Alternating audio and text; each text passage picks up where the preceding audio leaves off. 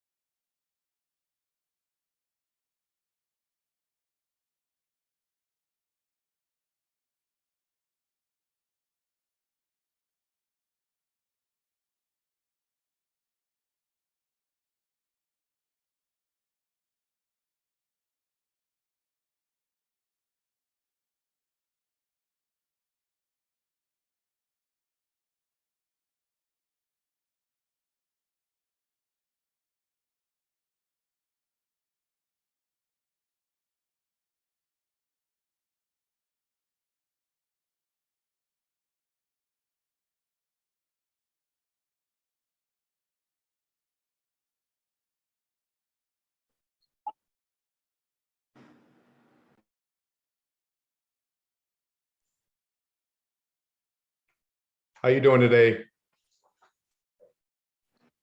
Good. That's good. Where you calling from? New York City. Oh, terrific. Yes. Awesome. Are you wholesaling now? No, I'm not. I'm actually, I just started as a real estate agent. So I was just interested in getting more information. Oh, terrific. Do you do these a lot? Yeah, we do this at once a week. Okay, cool. Yeah. What are you what kind of questions do you have about wholesaling? I actually don't know anything about it at all. So I was just interested in finding out what it was and yeah, not really too much background information. I Okay. apologize for that. Yeah, no, oh, no problem at all. Okay. What I'll give you a little idea of what it is. And Okay. so wholesaling is, I'm a licensed real estate agent also. Okay.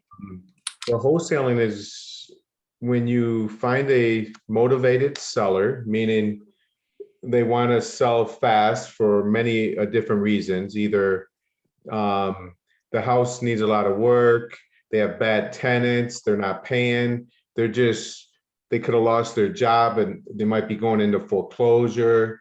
There could be a lot of different reasons, and they just don't want to use a real estate agent to Got sell it. the house, okay? Because it might need too much work and things like that. So you look at the house, so you make an offer, and let's say a house fixed up is worth 200,000 and they owe 50 and they said, give me $70,000, you can have it. You go Mhm. look at it. If that looks good, then you have them sign a purchase agreement. That's Okay. $1,000. So in your purchase agreement, it will state that you can assign the purchase agreement to somebody else. Okay. Or you could buy it yourself. It all depends on what you want to do, but it states either or. So you don't have to put money down, nor 99% of the deals that I get under contract with a seller, I do not put a earnest money deposit down. Okay, the question never even comes up. Only when you're dealing with other agents, they're going to ask for earnest money deposit, but you're dealing directly with the homeowner. So you got it locked up for $70,000, and then you take that purchase agreement and you find an investor that wants to buy it. He might buy it from you for $80,000. Okay. So what you make is $10,000. You'll assign it to him for 10,000. He'll step in your shoes and then he'll close it with the title company at the 70,000. And you get Then paid at closing. confirm you're paying cash, 70,000 cash for that? You're not. Yeah, that's what you're gonna tell the seller. You're gonna pay $70,000 cash, Okay. okay? And then you go find a buyer who's gonna pay the $70,000 cash. Hmm. You assign it to that buyer. Okay, you assign it to that buyer. And for 80,000, so he's actually paying 80. Right. Okay, you make the 10, the seller makes the 70. Okay. So you just shuffled paperwork. Okay. So the purchase price stays at 70 and you're just shuffling paperwork. Correct. That sounds amazing. Yeah, doesn't it? It's that simple, actually. Where do you find these houses? Well, you could drive around neighborhoods and look for ugly houses.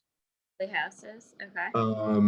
You can pull list of, a lot of people like to deal with absentee owners, where they don't live in the property and they're like rental properties. And so you could see if they're interested in selling. You could get a list of foreclosures or pre-foreclosures. Okay. You could get code violation lists. There's all kinds of different ways, that you could find them. Got it.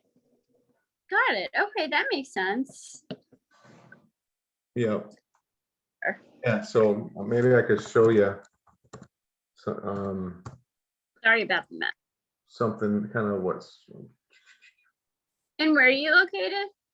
I'm in Michigan. Oh, okay. Interesting. Okay. Yeah. But I could virtually wholesale in New York Hey, you know, for sure. All right, let me find a deal. I want to find one that I'm wholesaling. I'll give you, let's see if I have it. Let's see. Now I'll just show you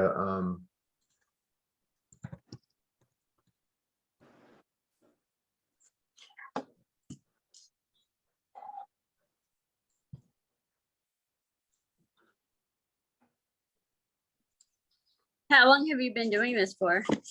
I've been doing it for 6 years. Okay. Yeah. Yeah, but I've been an agent for a while and I was in the business for a while, you know, things like that. So Awesome. I was gonna try to find you. I can't seem to, it's not coming to me. So I was gonna show you, you know, kind of the dynamics. It's just a purchase agreement. I have my own, gives me a lot of escape clauses where I could get out of a deal, you know, if I can't find a buyer. But normally, if I got a deal that I think I might not be able to sell, I'll make sure I really let the seller know, kind of, sometimes I even let them know what I'm doing, you know, because I work with a lot of investors. We partner up on these deals. I got to show it to them and talk to my, you know, my money partner and make sure I could get this deal done. And then, you know, give me, you know, 2 weeks or 3 weeks and I'll make this happen. I'll do my best, you know, type of deal. Got it. Awesome, awesome. Yeah, if any other questions, just let me know also. All right. Okay, well, yeah, because I know here we have like a lot of new construction going on, and then we use like Zillow. So we also notice people trying to get rid of land or their investment properties, and there's like all different kinds of lot sizes and this and that. So like, and here it's like commercial and this, and that. It's not just residential. It's like everything. So Yeah. like, And so, yeah, commercial, you could do the same thing with commercial. And with apartment complexes, you know, the numbers are bigger, but you know, they're better for you too. But you could Google, go on Facebook and or go on and YouTube and Google like your area.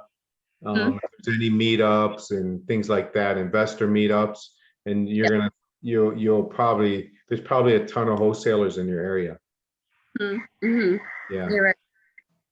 Yeah, absolutely. And then you go to one of the meetups, you meet some people, and if you get along with them, you know, you could pick their brain and kind of see what they're doing, see if it works for you too. Got it. And is a lot of money coming out of your pocket doing this?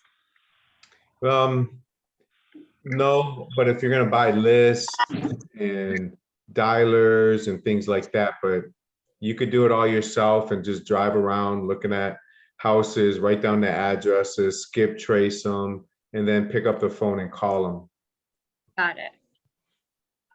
Yeah, we're doing here. Fun stuff. What was that? We're doing dialers here. Fun stuff. Yeah. Is this a Q&A? Yes, it is. You got a question? Yes, I have a question. I just had it on the tip of my head. What was it?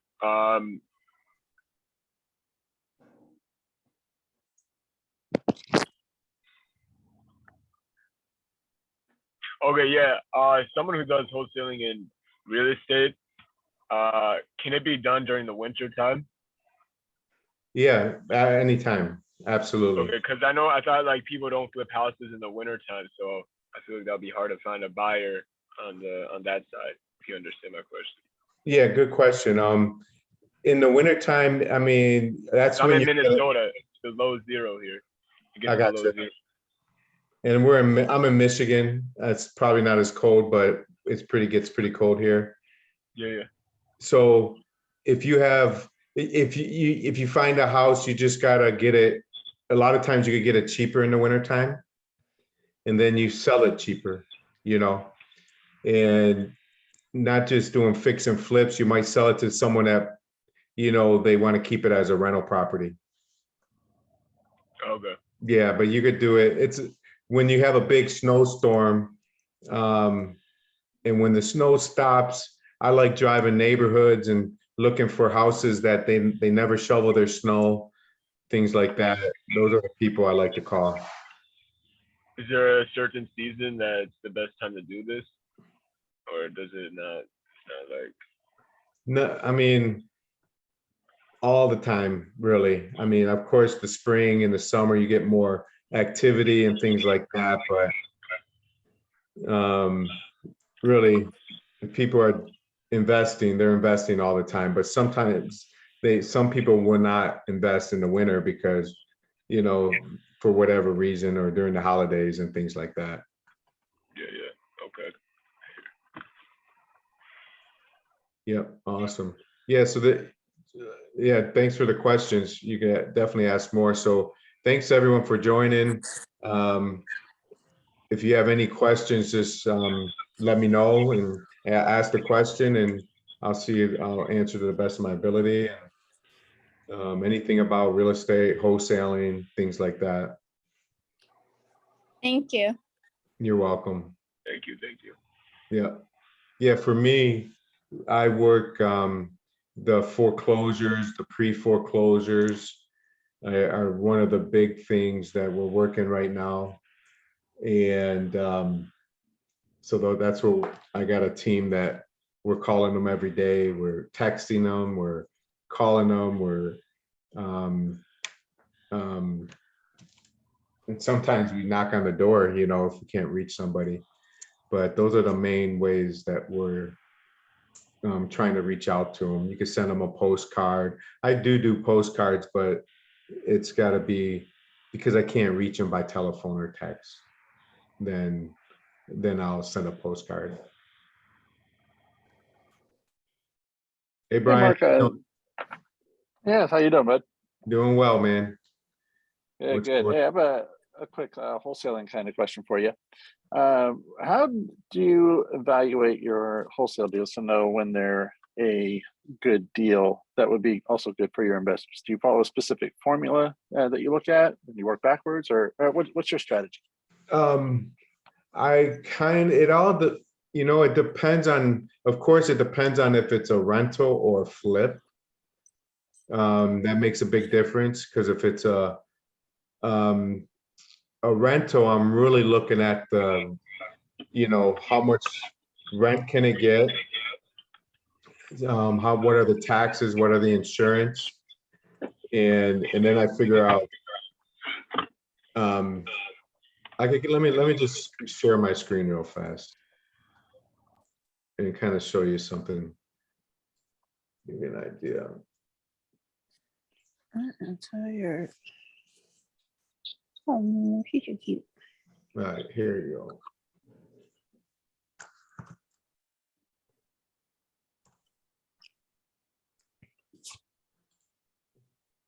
All right. Can you see my screen, everyone?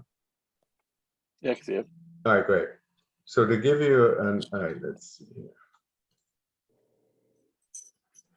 Yeah, there it goes. All right, so let's say this acquisition price, what type, do you have a specific deal? You want to give me some numbers, or are you? No, I'm just looking for examples to help Okay. evaluate deals as I get into wholesaling again. Yeah, sure. So let me get rid of all this stuff because none of this is right. All right. All right, so a typical deal here, let's say it's worth, let's say I got it under contract for $80,000, okay? And I'm trying to sell it for 90. All right, let's say it needs 10 grand in repairs. All right, so I'm at $100,000. And the property rents for 1,500. And the management fee is 10% here. And the reserve for maintenance, some people do 5%. I always figure 10%.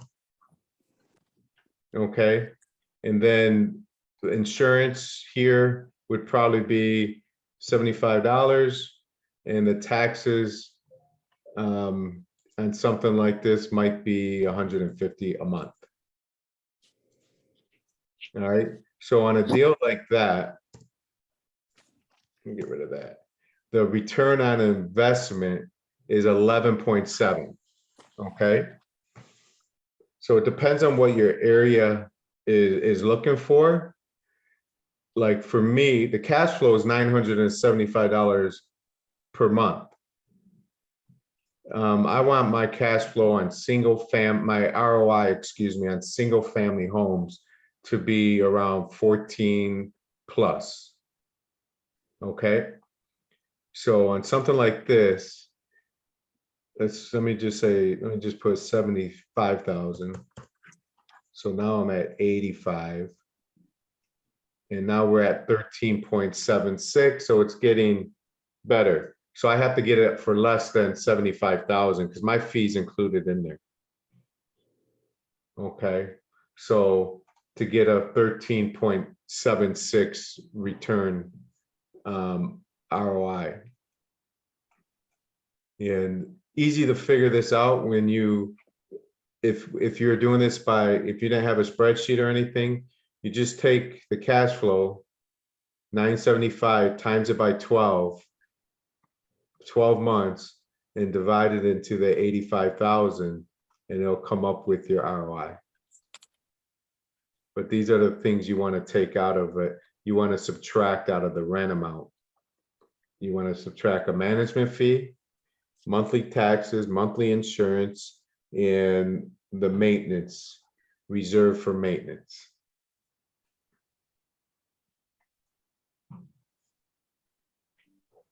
Does that make sense, Brian? Yeah, it does. Is that a formula spreadsheet that you've just set up yourself, or is that something that is easily replicatable? Yeah, I don't know how to do it. Someone did it years ago for me, and I even forgot I had it, to be honest with you. But yeah, so anyway, that's how, like, if I was doing this myself, I would just take, like I said, the 1,500, I'd figure all this out, subtract 10% for maintenance, subtract 10% for reserves, subtract the monthly taxes, the monthly insurance, which then would be 975. And then if you take the 975 times 12 is 11,700 divided by 85,000. You're at 13.76%. That's how they figure it out. Makes sense. So now on a flip wise, the way I figure it out, if you work backwards, at the end of the day, your flipper, depending on how much money he has to spend for the deal and for the repairs, the more repairs it needs, the harder the rehab, the more money at the end of the day is that he would need. If it's an easy flip, then you want him to make, I think if he makes at least 20% return on his money in our area, it's a pretty good deal. Okay, so if he's buying a property for let's say 100 grand, and he's got to put 50 grand into it, or no, let's say an easy one. Let's say it's 20,000. 100 times 20. I mean, 120 out of his pocket, 20% return is $24,000. So at the end of the day, after he pays his holding costs, commissions, and when he sells this house, after he pays my fee my fee's in the 100 grand. After he gets his money back for the repairs, I want him to make at least 24,000, 20% of the deal. Now, if it's a tougher deal where he's got to spend 50 or 60, it might be 30% or 35%. You just kind of got to figure, you kind of get once you get a bunch of buyers and you start selling them deals and talking to people and you're knee deep into that, you'll start figuring out what people are like. There's really no formula except for get it as cheap as you can. That's really the formula. Yeah, I mean, I've always gone by taking, for example, Zillow and saying, okay, what would the Zillow ARV be based on what they see as comps, and then multiplying that by about 30 to 40%.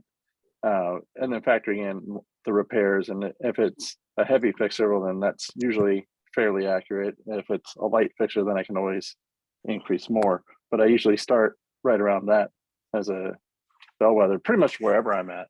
So I'm in California, just so you know. So my market's way different than Michigan. Yeah, Um, sure.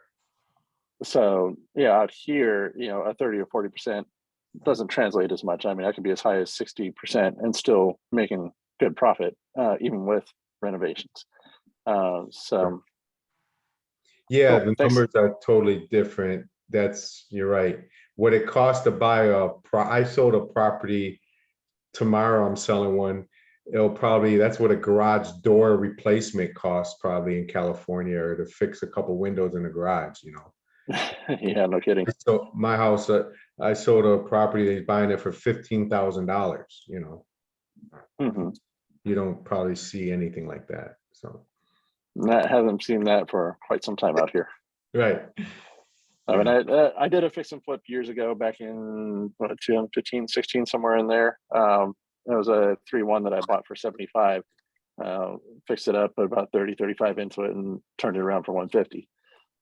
So I mean, that was a good flip, but can't see that much now, the way the market is. Sure. Yeah, for sure. Yeah, I do some flips. I'm working on one right now, and it's going really well. We actually got it sold already, so that's even better. And hopefully they're in by Thanksgiving.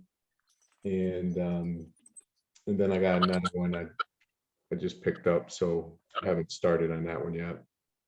Awesome. I appreciate the input. Yeah, 100%. Thank you. All right, we Excuse got me, it. Todd. Oh, I'm sorry. What's up, Kevin? You want me to do it in the chat? No, what do you got? Questions? What kind of price per square foot are you estimating for rehab? I mean, just on average, or do you use like a sliding scale? 25 bucks a square foot, 10, 50. And I haven't done a flip since 2019. So like my numbers with the inflation and that type of thing are a little, I'm gonna have to, I mean, there'd be a learning curve there for me to get back to like a solid number, but. Yeah, great question. It's different now. I do not, as a wholesaler, you try not to, like, you kind of get an idea what it might cost. I mean, and kind of figure a little high, talk to the seller and say, look, any idea what do you think this roof is going to cost to replace? You know, I might know it's going to be 10 grand. She might say 15. I'm going to use her number. If she says 5 grand, I'm going to say, well, I'm not sure when last time I had one pretty similar to this, and it was, 10 grand or whatever. So I just kind of talk them through the house of what I got to do. Like I know what a furnace costs to install, and for me it's like $1,500, but most people will be 2 grand. So I'm going to figure 2 grand for Mhm. tank. It's probably 1,000 for painting. You might be $4 a square foot or something. Floor or wood floor, it's $4 a square foot or 4.25. So I figure it that way. You could do like a light rehab, 25 bucks a square foot. If it's like a bad rehab, it might be 40 bucks a square foot or 45 or something like that. Medium, it might be 35. That's a good way too. But when I pitch out my deal, I don't really like to put a price on it, because I could be figuring a house needs 50 grand worth of work, and 10 people could look at that house and they're all going to come up with different numbers. One guy's going to be at 90 grand. One guy's going to be right at 50 with me. Someone's going to be at 60. The handyman that's going to do them himself and is going to keep it as a rental is going to be at 30. Understood. Yeah. Yeah. So, And I was and- more thinking for myself, like I get your point in terms of like, putting it to the seller and on the purchase price, right? Like for the most part. I right. guess I was just really trying to know for myself, you know what I mean? Like if I was gonna flip them or whatever, I'm just kind of curious how they change, like how the numbers have changed or whatever since I Yeah. have done it. But I do get it too. It depends on the finishes too, right? So like if I got marble floors, it's gonna be way different than LVP or something. Right. Yeah. So, yeah, if you're looking, I guess you could just start talking to people you know or in the area that you want to buy in maybe and reach out to people on Facebook groups and kind of get an idea. And I could give you, I mean, actually, me and Kevin are friends. So, I'll give you any information that I know, Understood. you know, Sure. where to go to get granite, where to go to get kitchen cabinets, give you like 3 options that I would suggest and painters and furnace people. And, there's some people, the furnace game and the hot water tank game is outrageous. I mean, I know someone that bought a furnace and hot water tank and spent $5,000 and for me, it's like it's probably like right around $2,200. So, I gotcha. so it just depends. And I don't blame them. I mean, some people have bigger companies, they have more people on the road, vans, advertising, they gotta make their money, but not me, Yeah, right. for sure. Diana, I see you had a question. Can you put down the contact? I may have potential foreclosure to work on. Yeah, for sure. My name's Todd. I'm using Mark's Zoom and I've just changed my name. Sorry about that. Yeah, I just realized that the name is changed. So Todd, sorry about that. No, it's my fault. No. So if I know a house that is potentially going to be foreclosed, but not yet, I wonder, what you would do or what you can do, if you don't mind. Yeah, what state are you in? Oh, New Jersey. I think this is New Jersey, right? Okay. Are you, I'm sorry, so which area? New Oh, Jersey? I'm in Michigan. Everyone here is from all over the place. Oh, okay. Yeah. Somehow I see this as like a Newark, New Jersey. Okay, yeah, they might have. I think the guy that handles it blasts it, he'll put it out everywhere, all different places. And yeah, so I'm not sure how foreclosure, if it's a pre-foreclosure that it might be going to foreclosure. My suggestion would be to find who the owner is. And you could do a couple of things. You can knock on the door and talk to him. You could call him. You could text them, you could send a letter or a postcard. So you could do all of those different things.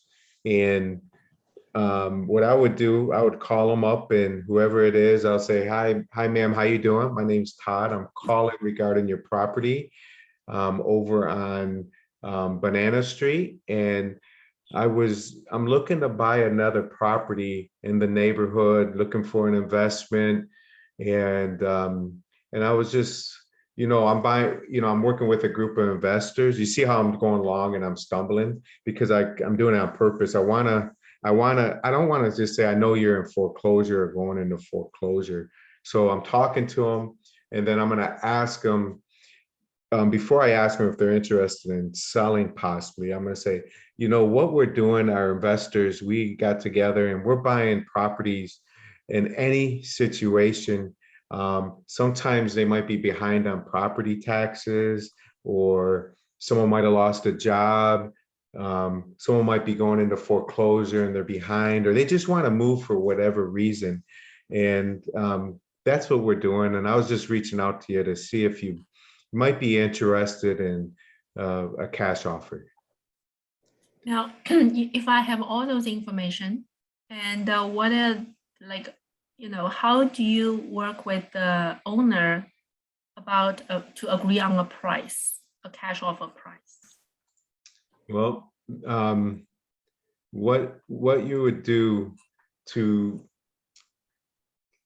as a cash buyer, I guess I probably want to do the lower ballpark of the price as low as possible. I mean, you could give me a scenario and I would tell you. So it all depends on what do you think the house is worth fixed up? Any this particular one you're talking about, any idea? Money wise? Yeah, what do you think if Yes. someone fix it up, what is it worth? Well, so here's the thing. So a house right now, I'm talking about its property tax value is 680. Mm-hmm. Okay. At peak time, pandemic time, it can go as high as 850. Now, Okay, market value in a good condition probably is somewhere between. So let's say 750. mm-hmm, Okay. Then, then what the neighbor does is the neighbor, they would, if a developer comes in, the developer just maybe pay 500, 600, no matter what the condition it is, and they're just going to knock it down and build a new brand new home. The okay, brand new home can worth 1.5 million, somewhere over there, somewhere around that range. okay. Yeah, so it depends on who, if you already know your buyer is gonna pay 500,000, then you wanna make sure your offer is gonna be less than that, right? Because that's the only way you're gonna make money. So you might offer 450 or 475. So you can, what I usually do is I kind of look at the house, I'm talking to the seller, we're going through it, and I ask them what they, what they're looking to get for the property. Kind of, I always say whoever says their number first loses. And I'll ask them a few different ways of how much, are you looking to get? And if they don't tell me, I don't know. Well, do you have a loan on the property? How much do you owe? And this and that. I'm just Yes. trying to dig for information. The And- loan on the property is 300. The Okay, current loan. So if the developer down the street, they are usually getting the house for whatever the condition, they knock it down, they are going between 550 to 600. You mhm. are saying that probably we can start from 450? Is that what you just said? Something Yeah, like that? well, yeah, I was thinking it was 500. So if Okay, they're paying 450 to 600, I mean, excuse me, 550 to 600, I wouldn't figure the six, I would figure the 550 if that's what you think they're gonna buy it for. And then anything under 550 is your money in between. So if you offered 500 and they accepted it and you go and sell it for 550, you just made $50,000, right? yeah, So it just depends on, and if you got it for 400 and you sold it for 550, you made 150,000. So it would all depend on the situation, with the seller. If someone told me they had a $300,000 mortgage and I knew everything you told me so far, my first offer would probably be, if I'm talking to the seller, if she's not going to give me a number, she doesn't know this and that, I would just probably say, you know what, I'm not sure if I could do this, but if I was able to pay off your mortgage, let's say it looks like you owe 300,000. And if I was able to make sure I got you $100,000 in your pocket at the end of the day, and I'll pay all closing costs, everything else, would that be something that would work for you?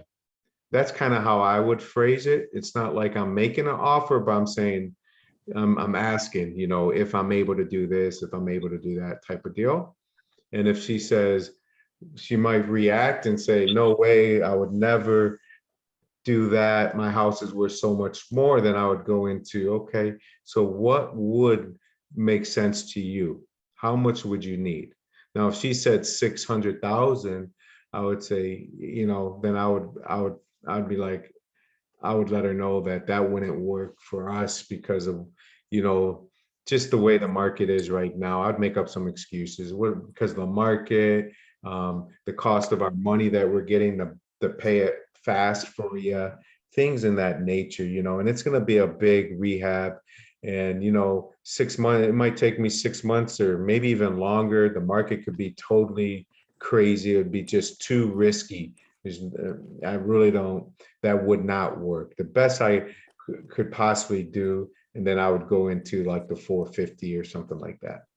So I kind of just bracket it and kind of feel the situation out and things like that. My question is, when you're talking about foreclosures, are you actually talking to the people that are living in the property then? Yes, pre-foreclosures. Pre-foreclosures, and then these are people that they haven't heard that hit the third month of non-payment? They probably have. I don't know how it works where you're at with us Okay. here. After Thanks, they Chris. miss 1, 2, 3 payments Mhm. and start the foreclosure, they get Got it. notified. Someone posts something on their door and they got 4 weeks to catch it up, else it's going to foreclosure auction. Because at that point, when you're bringing them the offer, when they're continuing to go to foreclosure, don't they really have no option because of their credit is so low? No, they might have other options. They might be able to Okay, find the money Some- somehow, some way. got it. They could sell their house because we have a redemption period. They would Okay. actually have like 6 months plus to sell their house. So they could sell their house. Got it. They could file Okay. bankruptcy and stop the Uh-huh. foreclosure. So there's different Options. ways of, options of stopping it Awesome. or do a loan modification, Mhm. but a lot of banks are not letting them do that. Okay, this So- is very interesting. Hey, Mhm. Todd, so do you know anybody local, like in New Jersey area? And then maybe I can network with? I do not. I would just go on Facebook and look for the investor groups We- in your area.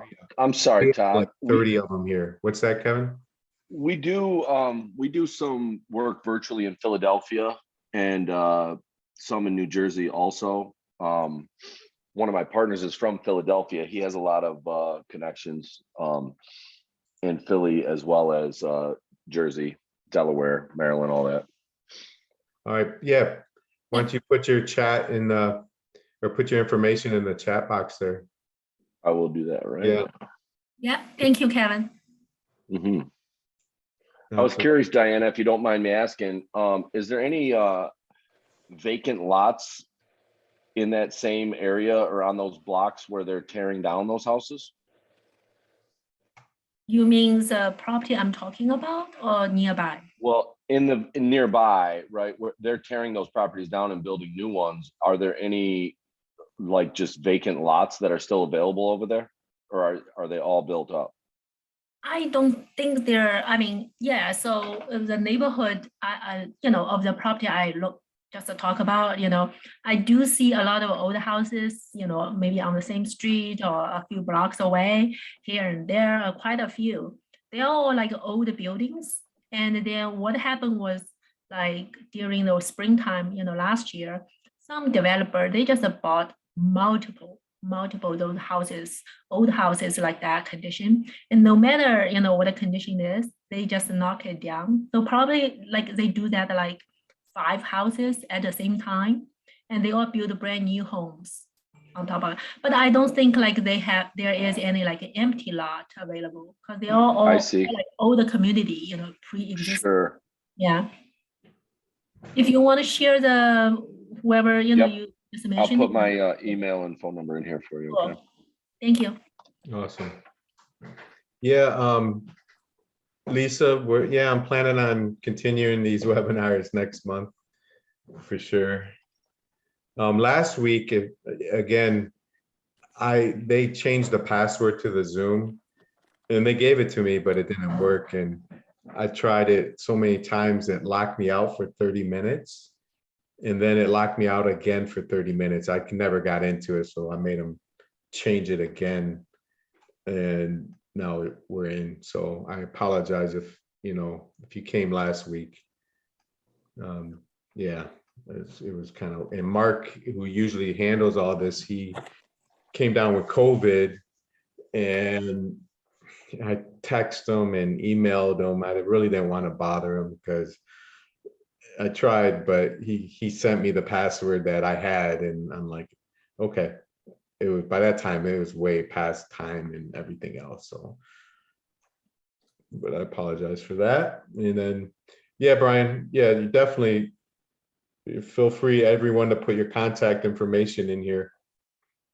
And company is Zero BS Enterprises. I like that name. That's awesome.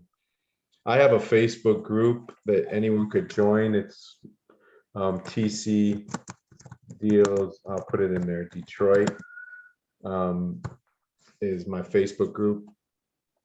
You can always message me on Facebook if you have any questions about anything. Call me, text me, things like that. You can email me too. But yeah, what other questions do we have?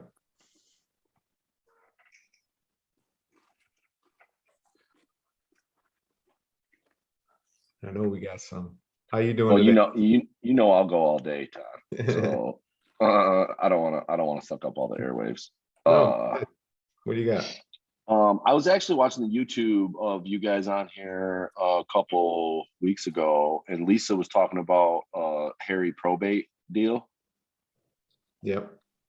I was just gonna offer her maybe a little consultation. We don't have to do that right now. We can, I mean, she can contact me on that info if you don't mind, Todd. I don't want to step on anybody's toes, but we might be able to help her resolve some of that stuff.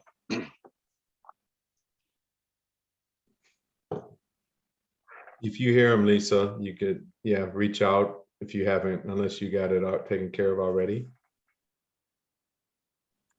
For sure, for sure. I bought another way of wholesaling that they're starting to teach. If you look on YouTube and some of the big, what do you want to call them? In a nice way, gurus, where, you know, they're reputable guys like Pace Morby, Jamil Damji, guys that I met and actually like, Jerry Norton and people like that. And other people that I might not even know. I'm not going to talk, I don't know if they're good or bad, but anyways, when you do the agent outreach, and you see deals on the MLS. Probably a little bit. You heard of that before? Yeah. I just purchased one.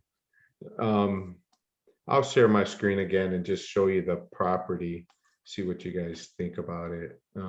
Let's see if I could share. Boom. I just purchased this today, actually. All right. It's on the MLS. It's in suburbs of Detroit in Allen Park. You're not sharing yet, Todd. Oh, I'm not. Okay, I got to press something else. Oh, yeah, I got to hit share. Okay, sorry. All right. Can you see it now? No, I didn't. I just deleted you guys. Oh, can you No, see? we're on here, bro. Oh, okay. I can see it. I can see it. was muted. Anymore. I was muted. Sorry. I thought I deleted it. All right, cool. All right. All right. All right. So anyway, so here is the property. My screen kind of went crazy. So, so this is in Allen Park, Michigan. You can see it was listed at 149. Then they lowered it to 139. Okay. It's a 3-bedroom brick bungalow. This area is probably a $1,400 a month rental. The comps in the area are probably around 170, fixed up nice. And it'd be a good rental, could be a good flip, okay? Where it says square footage, they don't count the upstairs. You could probably add another 200 square feet on top of this. And then here's what it looks like. It's actually in good condition. Brand new roof on the house and the garage, all vinyl windows. You got to power wash the siding. I'm not a fan of this color here. It's like old and faded, the brown. The storm door, of course, has to go. And but beautiful looking block. You got to paint the garage. I'm going to lighten that up, fix any bad wood. I'm going to redo the floors. I'm going to paint the house. I'm going to replace this. I'm going to do some I'm gonna glaze over the tub, and I'm gonna clean this tile really well. Not sure what I'm gonna do with the floor yet. I don't like it. I'm gonna redo the floors there and paint it a neutral color. Actually, I'm gonna get rid of the appliances, put a floor in here, paint the cabinets really nice, and put a nice granite countertop in. I'll probably do something here, make it look better. I'm not good. The cabinets actually are good. I'm gonna put carpet upstairs, up the stairs, put carpet in the bedroom here, finish it off, mold, trim. This is a basement in the bathroom. They don't show the bathroom, but the basement, I'm gonna tear out all the walls. And let me stop share. Okay, I'm gonna tear out all the walls in the basement, just make it an open. I'm gonna keep the bathroom separate though, and just clean it, paint the floors, spray the ceilings, and just then I'm gonna sell it for. At the end of the day, did I tell you what I bought it for? I'm sorry. No. Oh, yeah, that would make sense. So it was listed at 139. I got it for $98,000. Okay.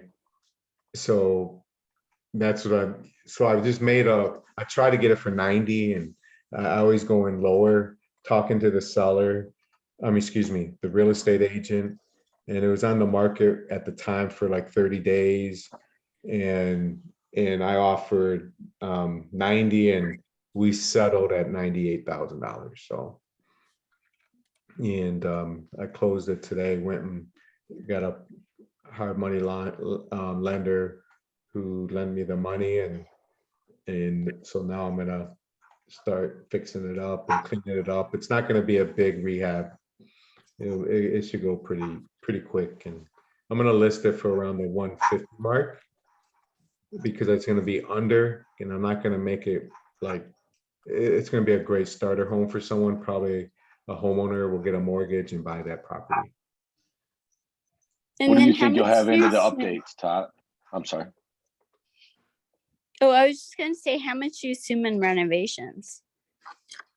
How much is it's gonna cost me to renovate that? Mhm. It's right around 15,000.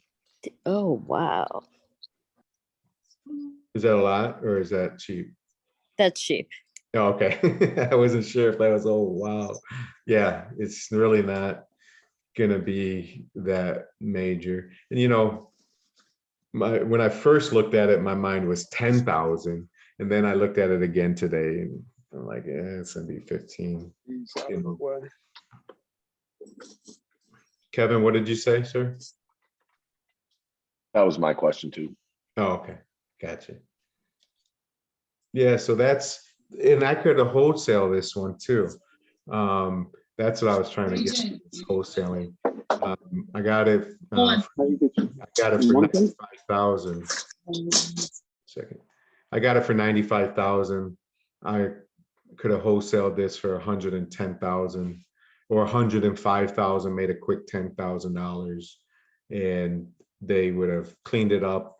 Probably, if you're going to keep it as a rental, you would spend about 10 grand instead of 15, because you probably won't do some of the things that I'm going to do. And then I would have double closed it. And because when you're dealing with agents, they're not going to let you normally assign it to somebody else. I had to put a $2,000 earnest money deposit down to get this house, things like that. It's a little bit different Because you went through the realtor originally, huh? Yeah, I went directly to the realtor. Yeah. Mhm. And Did you give him the other side of the commission? Yeah, I'm a licensed realtor, and I let him make both sides of the commission. Nice. That's why he didn't really work for his sellers, in my opinion. That's the move. Yeah. They're loyal till they're not. Right. Yeah, so that's a full. I mean, I need to hire someone just specifically. That's all they do, is contact agents and do agent outreach. Now I got a good relationship with this agent, and so the next one he gets that's beat up and ugly, and he really doesn't want to list it, he'll just call me, and say, look, I got this house and it's a pocket listing. What would you offer? And then I would try to get it, so now we got a relationship. I'll just follow up with them once a month or have someone follow up with them, so that's it's just, you just gotta stay on top of, dealing with these agents. Sure. Yeah. But that's the, And then you're networking too. And then when you got places to sell, I saw that video you put up about John Graham. yes. Man, he's insane, huh? Holy cow. Yeah, he's a local guy here. I sell him a lot of houses. He's a big time. He's been around a long time. Has his own brokerage. He actually flips about 200 houses a year. And it just sounds crazy. That's, he just has systems in place, and all he does is look at houses every day, all day, from the MLS, from wholesalers. He goes appointment to appointment to appointment. And his job in his business is, he has people in place to do other things, but his job is to get the houses, find the houses, make the offers. Or he has someone in the office that makes the offers. He tells them what to do and how to do it. And he walks through it when he buys it with his project manager and his project managers, and and they take it from there. So it's a machine that he's got going on. And I sell him a lot of houses. He's like my first option because he's so easy to work with. I might not make as much money, but if I have an appointment to go meet a seller and I know it's going to be a tight deal or something, he'll go with me on the appointment. And there's times where he'll just go on the appointment for me. I say, I'm going to send one of my guys out, my project manager. He's going to look at the repairs, and then he's going to get back with me, and I'll call you and make you an offer. And I don't even go out to the house. He gives me all the info, this and that. I make the offer. And if they don't take it, or if I have to go higher and John doesn't want it, he doesn't care, I'll just sell it to somebody else, So, or there might be a time where he goes out there and they won't take my offer. Let's say he said, I'll pay 80. So I'm trying to sell it for 90 and they won't take it. They want 100. And I still think it's a deal. I'll just make an appointment. I say, you know what? I know John came out there, he gave me a lot, but if it looks like I really, I want to see if I can make it happy, come up more than the 90,000. I know you want 100. Would it be all right if I come out there tomorrow? And I'll make an appointment. I'll go out there. I'll look at it, talk to him, and try to lock it up right there on the spot. Maybe for a little more. Maybe I have another buyer, things like that.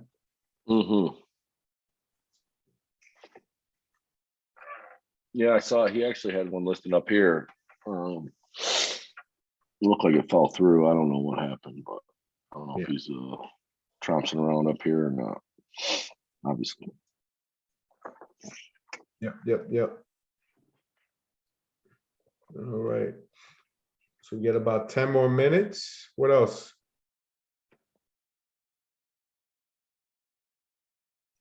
What else? Wholesale related, or?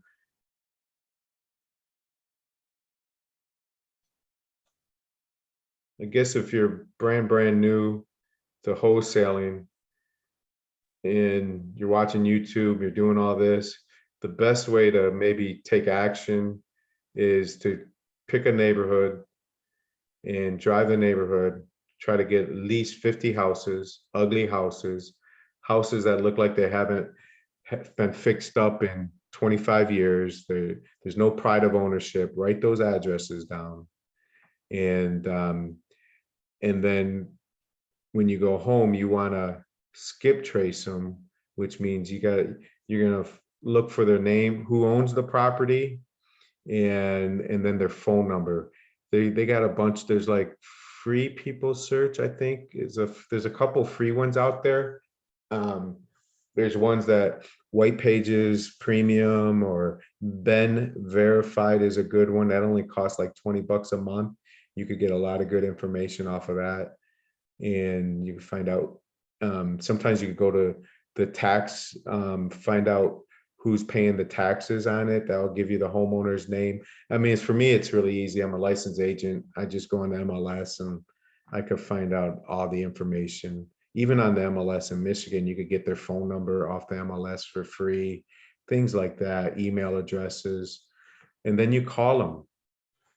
And when you call them, I would suggest being brand new that you don't tell them you're the investor. I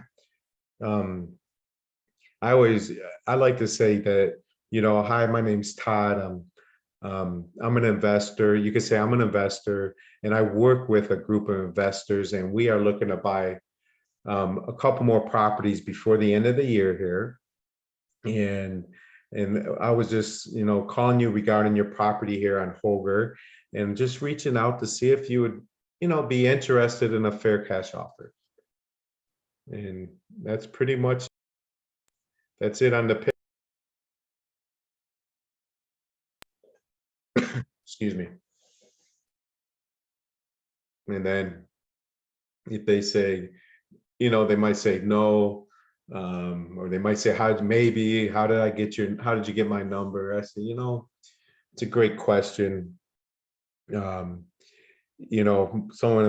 think, my field guy went out and seen the address and I get the numbers. It's public information. It's pretty easy to find. And then I just keep talking. Were you thinking about, an offer, things like that. And then when you say it's public information, how do you categorize it as a wholesale? Public information like their name and phone number and things like that. Or like the property itself? Like how can you tell it's a wholesale? Sorry, is that not a great question?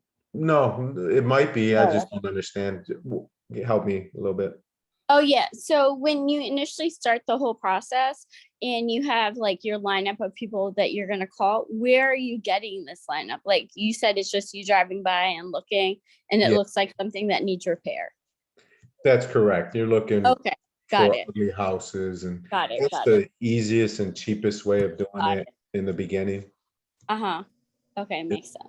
And then eventually you'll maybe find I guess like I'm a foreclosure and pre-foreclosure guy. So every Monday I get the list of all the new foreclosures in the state of Michigan, Wow. I buy it, it comes to me and I send it to my VA and they skip trace it and they start text blasting it and getting the phone numbers and they start working it hard. And then I go to the auctions and we get all what went to auction and then we have another text campaign on the ones that went to auction. So that's what we work. It's like what do you want to call that? I know there's a better name for it, like a channel that we work. And once you get really good at that, then you might add on and start calling, probates, people that might have passed away, and you find out how do you get that list and what's the best way of reaching out to them and what do you say and how do you say it without, being rude, I guess, so there's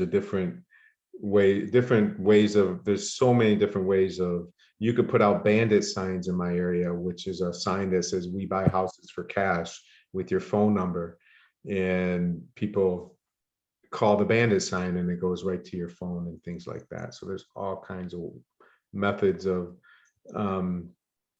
campaigns or of getting people to call you or you calling them to buy. You're looking for people that have problems. If they don't have a problem, they're not gonna, 99% of the time they're not gonna sell you a house cheap, because we're looking for a discount and they're looking for speed and convenience. If we could close fast without any hassle, take it as is with all the junk in it, with all the repairs needed, and we got to get a discount for that. So Todd, so how did you get every week, Monday morning, you can get the list of those pre-foreclosure listing? Like, where did you get that? I get it from a source, a trusted source that I know here in Michigan. And yeah, that's how I get it. And that's, Do you there, need to pay? there's other ways of doing that. Mm. Which I think I'd rather pay money to get it instead of paying time and going down and getting it, figuring it out a different way. But that's how I do it. Gotcha. Lastly, I was gonna just jump in there and say, when you're working with these people, I know that you noticed that you mentioned something like, oh, you're gonna give the person 90,000, and then I guess you get the difference. But the money that the foreclosure or warehouse person is getting, where is that money? That money is coming from a new loan from the buyer, correct? So Like to pay the people off. you mean the mortgage company? Yeah, yeah, Yeah. yeah. So the 90,000, when I'm buying it for 90,000, and Uh-huh. and they understand, and I make sure they do and explain it. The only, if they owe 50, Mm-hmm. and at the end of the day, they're gonna walk away with 40 in their pocket, Right. right? Because we gotta pay off the mortgage. So, Correct. and they'll understand that, and I'm making an offer just like any traditional offer. I'll pay 90,000 for the house. The only thing that comes out of I let them know the only thing that comes out of the 90,000 would be any mortgage liens, any taxes Property. that might be owing, any blight tickets, anything attached, water bill, things like Mhm. that. After all that's paid, I'm gonna pay all the closing costs, even the seller Got and buyer closing costs, so you don't have to worry about that. So if Okay. you owe 50, you're gonna walk away with 40,000 in your pocket. Got it. So you're actually paying for this. Right, out of the 90,000. Okay, okay. Makes sense. Yeah, Thank you. yeah, for sure. Yeah, the hoarder houses, a lot of them, I know driving by and seeing rundown yards, cluttered porches, debris, that's great. And then there's some that you wouldn't believe are hoarder houses until you get inside of them, once you get inside. From the outside, it looks good, the living room looks good, but the whole house doesn't, and vice versa. I'm flipping a house right now where a different one that I want to say was a hoarder house. I mean, it took us 5 30-yard dumpsters to clean out a 1,000-square-foot ranch. So it was hoarder house, When you're looking at the hoarder house, like let's say the person's saying, oh, this is $1 million house, and you walk in and it's a hoarder house. Do you negotiate with them? Well, I mean, obviously this is a hoarder house, so we can give you this amount of money. Yeah, I mean, I would never say, Obviously. yeah, you won't say obviously this is a Yeah, hoarder house, right? But yeah. I would say, I always would make it as easy as possible for them. I said, because they're mentally, how are they going to get their stuff out of the house and things like that? Correct. You might help them. You say, look, if we buy the property, Mhm. we'll give you, before, you got the next 30 days before we close on it to get whatever you want out of the house. Mhm. Whatever you don't want, you just leave here, and then we'll donate it, we'll get rid of it, whatever we're gonna do with it. Nothing you have to worry about. Okay. That one that I just bought that had 5, we got him a U-Haul truck, and Mhm. I brought him a dumpster and a U-Haul truck, so they could, Nice. if they wanted to throw stuff away or if they wanted to put stuff in the U-Haul truck. Mhm. They're actually moving, they're down here, and they're moving out of state, or they already moved out of state and they just came back. And so we try to help them as much as possible. I offered Got to bring 2 people here, work with them for a day, help them move things around. She was older and her son didn't seem like he was much of a help. So I said, look, I got 2 guys I could, that work with me. I could pay them to come out here for a day to help you go through things and box things up, whatever to make it as easy as possible. If you leave it up to them, you'll never close it. It'll take months and months and months and months. So, Yeah, I'm dealing with that right now. exactly. Thank you. Yeah, for sure. Awesome. So Brian, so you got a resource for lending and real estate masterminding. Okay, I'll check that out too. Yeah, I mean, if I can touch on that for a second, I don't want to do promotions on your call and hijack No, your call you're here. fine. So, yeah, I We're- want to we're- respect you. We're pretty much done. So, but go ahead. No, for sure. So this is actually a group that I just recently joined, and I went to a 3-day conference over the weekend where I literally sat in a room with 20, 30 millionaires in real estate, and we even had a billionaire on stage speaking, Vinny Chopra. In the room was literally everything that we could all use in our business. You know, there were lenders, there were syndicators, there were real estate people, there were other business owners. You name it, that anything that we needed to enhance our toolbox that was in that room and part of this group. So yeah, I just wanted to share that resource with you because it really fired me up and motivated me to be on this call today, for example, because prior to this weekend, I really never thought, hey, let me look on Meetup and see what kind of stuff is out there. So yeah, I think there is definitely good stuff for all of you. And for that lady that's in New Jersey, I know there's a lot of people in the Jersey area and also in the Boston area. So, the networking that's inside that group is really good too. So, Awesome. yeah, keep it simple. There's a lot more that I could say, but limited time here. Yeah, that makes sense. Yeah, send a link to that group if you're not sure where that group is. Yeah, it's Optimist Nation. it's in the chat. Okay. Yeah, there's a link in the chat. It's free to join the group, and you can get in there, and it has all kinds of resources. There's a bunch of trainings in there. Any topic that you want to train on, like wholesaling, if you want to learn about investing, if you want to learn about cryptocurrency, you pick a topic that would interest an entrepreneur or a business owner or anyone that has an interest in real estate. You're going to find it in there.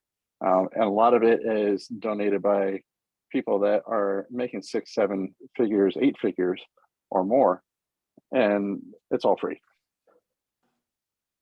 Awesome. Yeah, I'll check it out. I belong to a elite mastermind group. It's like a higher level one, and I pay monthly on it, and it's worth it. We do 2 group calls, group calls a week, for an hour each, and just talking to other people. We're all trying to help each other out. I sold deals to them. They're out of state. They're buying deals here in Michigan, and we help each other out. It's worth every penny. It really is. And, in that group, they're all problem solvers. So yeah, I've literally seen people come in there, post, hey, I got this deal. If I don't get a buyer on it, by tomorrow, I'm going to lose the deal. Is anyone to do it? And I've seen people band together and take it. Even if the numbers might not make sense, these folks have the mentality that it may not make sense now, but holding it for 3-5 years, the numbers will turn around and make sense. So they're willing to do it, and they're willing to help out and offer resources and band together. So yeah, I just felt so much love and positivity in that group when I was there in person. I think it's going to help everyone here level up. And to your point about masterminding, if there's any advice I can give to folks in the group to reinforce what you just said, find yourself a mentor. You got to have mentors in this business, otherwise you're not going to get very far. And it's worth every penny that you pay. And sometimes the cost is like, ouch, on the pocketbook. But when you look at the return on your investment, at the end of the day, it's going to be well worth it. Yep. Yeah.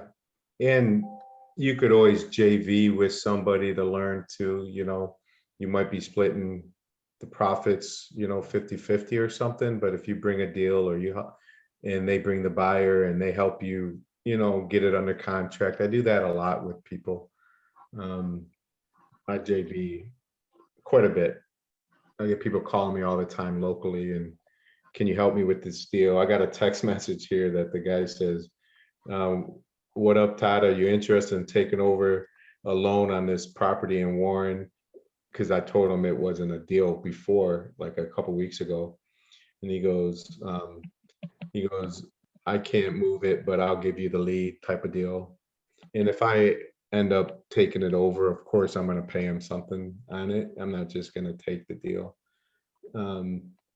Is this one he just, at that point, what it sounds like, he just wants to help the seller at this time, you know, he couldn't help him. He feels bad and now he wants to help the seller, so.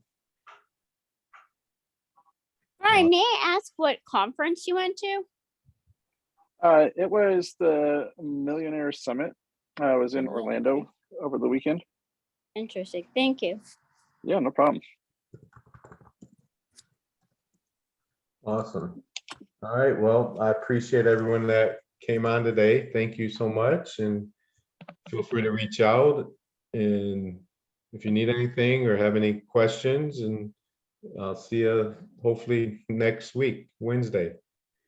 Thank you. Thank you. Bye. Yep. Appreciate it. All right. Thanks, Todd. All right. You're Thank welcome. you. Bye-bye. Bye-bye.